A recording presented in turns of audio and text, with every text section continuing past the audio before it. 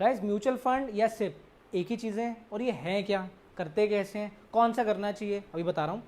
Mutual fund मतलब कि ऐसा फंड जो एक बंच ऑफ शेयर्स में आपके पैसे लगाता है। बहुत सारे फंड्स होते हैं, balance fund, hybrid fund, debt fund, small cap, large cap, mid cap, blue chip, index fund, बहुत सारे फंड्स होते हैं।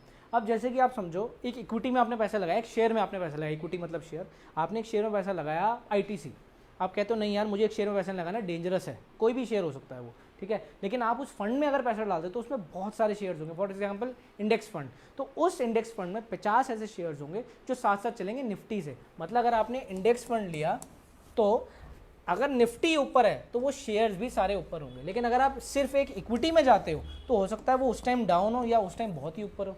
तो इक्विटी में उतना ही रिस्क है जितना रिवॉर्ड है।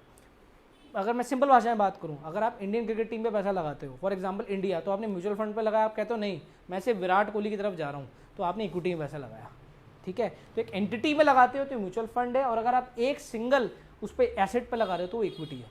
बात करते हैं कौन सा म्यूचुअल फंड सबसे बेस्ट होता है। डेट फंड सबसे सेफेस्ट होते हैं गाइस, डेट फंड जो कॉर्पोरेट बॉन्ड्स और गवर्नमेंट पॉलिसीज में लगते हैं। फिर एक होता है आपका स्मॉल कैप फंड जो सबसे ज़्यादा रिस्क लेकिन उसमें सबसे ज़्यादा रिवॉर्ड रहता है। मेरा एडवाइस ये है कि आप जाइए